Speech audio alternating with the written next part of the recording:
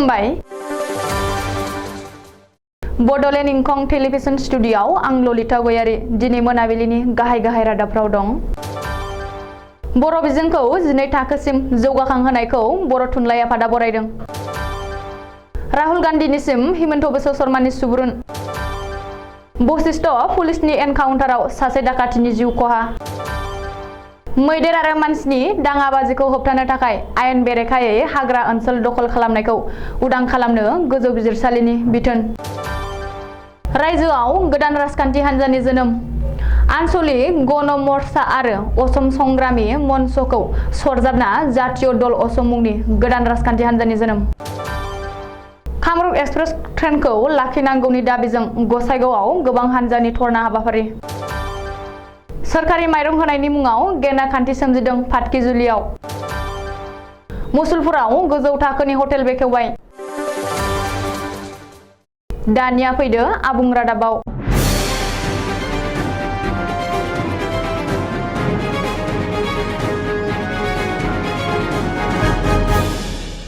बर' बिजोंखौ 10 थाखोनिफ्राय 12 थाखोसिम जौगाखांहोनायखौ बर' थुनलाइ आफादा बरायदों। मख'नो गोनांदि मैया मंगलबारखालि क'क्राझाराव खुंनाय आसाम सोरखारनि केबिनेट मेलाव बर' बिजोंखौ 12 थाखोसिम जौगाखांहोनाय आरो बर' बिजों जौगाखांनाय बिथांखिफोर लानायनि थाखाय बर' थुनलाइ आफादा गिबि मन्थ्रि डक्टर हिमन्त बिश्व शर्मा आरो आसाम सोरखारनि केबिनेट मन्थ्रिफोरखौ साबायखर होदों। गांसे प्रेस बिबुंसारनि गेजेरजों बर' थुनलाइ आफादा बे बाथ्राखौ फोरमायदों।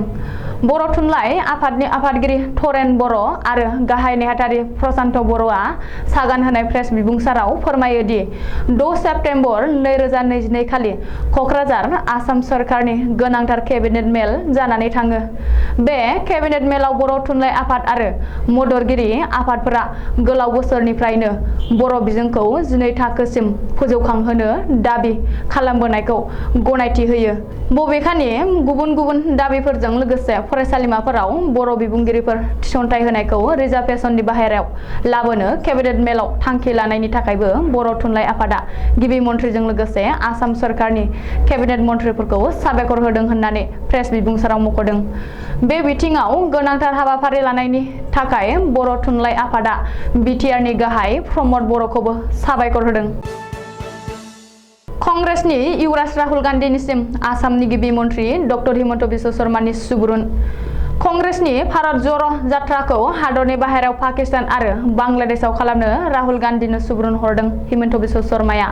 ओरैहाय हिमन्तआ राहुल गान्धीनो सुबुरुन हरनायखौ लाना हादरनाङै सावरायनाया जागायदों। मख'नो गोनांदि राहुल गान्धीनि दैदेननायावनो कंग्रेसआ दिनैनिफ्राय हादरनाङै भारत ज'र जात्रा हाबाफारि लादों। नाथाय कंग्रेसनि बे भारत ज'र जात्राखौ गिबि मन्थ्रि डक्टर हिमन्त बिश्व शर्माया सावरायदों आरो बियो मोनसे कमेडिसो होननानै बुंदों। बेजों लोगोसे 1947 मायथाइयाव भारतखौ सोखावनाय कंग्रेसआ भारत ज'र जात्राखौ भारतआव खालामनो गोनांथि गैया। कन्याकुमारीनिफ्राय काश्मीरसिम सिलचरनिफ्राय गुजरातसिम हादरा खौसे जानानैनो दंखायो। कंग्रेसआसो भारतखौ सोखावदोंमोन।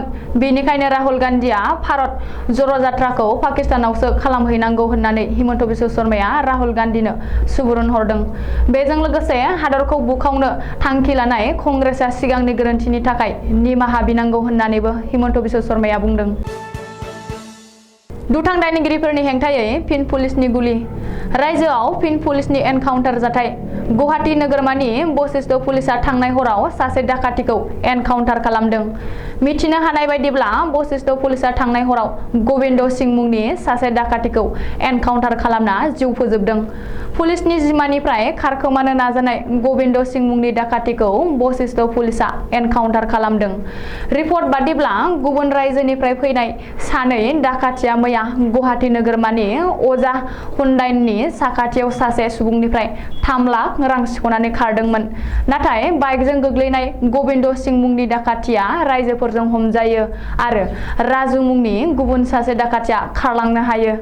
उननि समाव रायजोफोरा बाइकजों लोगोसे गबिन्द सिंहखौ पुलिसनो गथायनानै होदोंमोन। नाथाय जाथायसालिनिफ्राय खारलांनाय गुबुन सासे डाकातिखौ नागिरनो पुलिसआ लाना थांनाय समावनो गबिन्द सिंहआ पुलिसनि जिम्मानिफ्राय खारखोमानो नाजायो। जाउनाव बशिष्ठ पुलिसआ थांखिना गुलि गावनो गोनां जायो। रिपर्ट बादिब्ला डाकातिफोरा बाहायनाय बाइकआ उत्तर प्रदेशनिफ्राय खावना लाबोनाय आरो बेखौ आसामनि रेजिस्ट्रेशन टेम्पारिं खालामदोंमोन। बेनि अनगायैबो बै बाइकआव जाय नाम्बारखौबो लागायदोंमोन बे नाम्बारा गुबैयै सासे पुलिस जवाननि बाइक नम्बर होननानैबो सुलुङाव फोरमायदों। आसामाव हाग्रानि मैदेर आरो मानसिनि गेजेराव दाङाबाजि जानाया गोदान बाथ्रा नङा। बे खेबाव हाग्रानि मैदेर आरो मानसिनि गेजेराव जानाय दाङाबाजिखौ होबथानो थाखाय गुवाहाटी गोजौ बिजिरसालिया थांखि लादों आरो हाग्रा ओनसोलाव आयेन बेरेखायै दखल खालामना लानायफोरखौ उदां खालामनो थाखाय बिथोन होदों। नाथाय बे बिथोना गवालपारा जिल्लानि थाखायल'।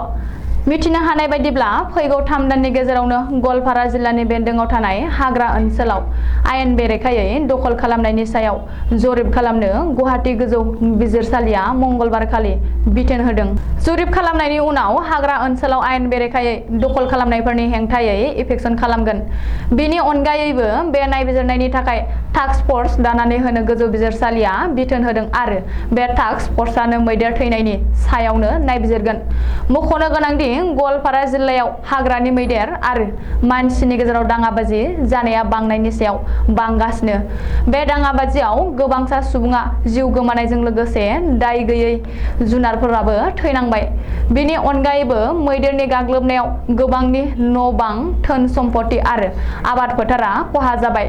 आयेन बेरेखायै हाग्रा ओनसोलाव दखल खालामना न'-बां लुना थाहैनायनि थाखायनो बेबायदि दाङाबाजिया गले-गले जादों होननानैबो गुवाहाटी गोजौ बिजिरसालिया बुंदों आरो जरिब खालामनो बिथोन होदों।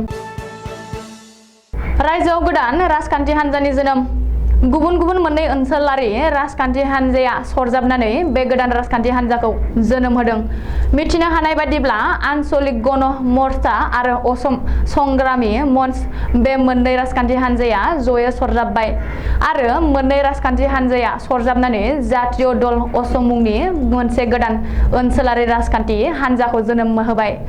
आन्चलिक गण मोर्चा आरो असम संग्रामि मंचआ दिनै गुवाहाटी प्रेस क्लाबाव मोनसे जथाय खौरांगिरि मेल खुंनानै रायजो सभानि एमपि अजित कुमार फुवा बे बाथ्राखौ फोरमायदों। मख'नो गोनांदि मोन्नैबो दोलोनि आफादगिरिनि दैदेननायाव सरजाबनानै जातीय दल असम मुं होबाय होननानै दिनै अफिसियेल फोसावदों। बेजों लोगोसे बिजेपिनि हेंथायै रायजोनि गासैबो आन्चलिक दोलोफोरखौ खौसे जानो थाखाय एमपि अजित कुमार फुवाया खावलायदों। मिथिनो हानाय बादिब्ला आन्चलिक बादखौबो गोख्रों खालामनायनि सार्थआवनो जातीय दल असमखौ जोनोम होनाय जादों। जातीय दल असमनि आफादगिरि महरै थागोन रायजोनि सभानि एमपि अजित कुमार फुवा आरो मावफुं आफादगिरि महरै दं दिगन्त कलिता। कक्राझार जिल्लानि गसाइगावहाट रेल स्टेशनाव कामरुप एक्सप्रेस ट्रेनखौ लाखिनांगौनि दाबिजों गसाइगाव महकुमानि गोबां माहारि हान्जाया गसाइगावहाट रेल स्टेशनाव धरना हाबाफारि लादों। मंगलबारखालि बे धरना हाबाफारियाव फारियै गसाइगाव नवजीवन उन्नय मंच, ग्रीन लिफ फाउन्डेसन आरो बिरांगना महिला समिति मुंनि हान्जाफ्रा कामरुप एक्सप्रेस ट्रेनखौ लाखिनांगौनि थाखाय रेल बिफानाव दाबि खालामदों। गसाइगाव ओनसोलनि रायजो राजाया गसाइगावहाट रेल स्टेशनाव कामरुप एक्सप्रेस ट्रेनखौ लाखिनांगौनि दाबिजों गोबां खेब धरना बायदि रोखोमनि जोहै रेल बिफाननो गले गले गोसोखांलाय होसेयावबो रेल बिफाना जेबोखौनो खेरखेरायाखै होननानैबो खौरांगिरिनि सिगाङाव फोरमायदों। हादरारि आदार रैखाथि आयेननि गेजेरजों होनाय सोरखारनि माइरंखौ गोबाङानो मोनाखै। तामुलपुर जिल्ला फाटखिजुलि ओनसोलनि हाजिरा मावनानै जाग्रा गोरिब नखरफोरा।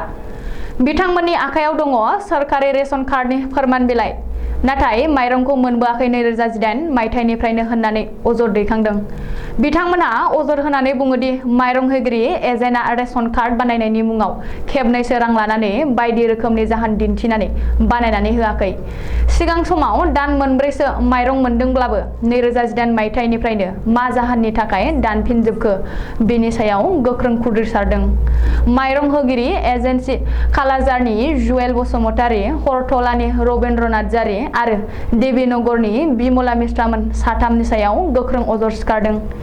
जायनि थाखाय हरतला, खालाजार, सुखानजुलि, देवीनगर, जाहारबारि, मारियानपुर, उत्तर पाकिटजुलि, एनके, दरंगागाव बायदि गामिनि माइरं मोनि दुखुथिया नखरनि सुबुंफ्रा गोख्रों खुद्रिसारदों। दा बिसोरबादि दुखुथिया नखरफोरा सोरखारनि माइरं मोननो हायैयाव सायाव सोरखारा मा राहा लायो समाजो खोन्थासिगोन। बाक्सा जिल्लानि मुसलपुरनि बिखायाव थानाय बेलगुरि सकआव बर' सावथुन मुलुगनि मुंदांखा फावखुंग्रि हेलेना दैमारिया हटेल दारागाव मुंनि गोदान हटेल बेखेवबाय। मुसलपुरनि बिखायाव नांजाबनाय बेलगुरियाव दावगाफु फावखुंगुर बेपिन भुषण बर'आ खुलिनाय हटेलखौ मुंदांखा फावखुंग्रि हेलेना दैमारिया बेखेवनानै होयो। आसामनि गेजेरावनो मुंदांखा जानाय भारत भुटान सिमनानि दारागाव आरो सौखि लावखार जाग्रा थावनि फारसे थांग्रा लामानि मुसलपुर बेलगुरियाव दं बे गोजौ थाखोनि हटेला। ओंखाम मोनजानायजों लोगोसे जायगायारि जामुं आदारखौबो बाङाय बेसेनाव मोजाङैनो मोनजानो हागोन होननानैबो बेपिन भुषण बर'आ फोरमायो। बेनिखायनो फावखुंग्रि हेलेना दैमारिया साफ्रोमबो दावबायारिजों लोगोसे मुसलपुराव फैग्रा सुबुंफोरखौ बे हटेलनि जामुं आदारफोरखौ साखिलांनो खावलायो। दिनै मोनाबिलिनि रादाबा एसेनोसै, गोजोन्थों।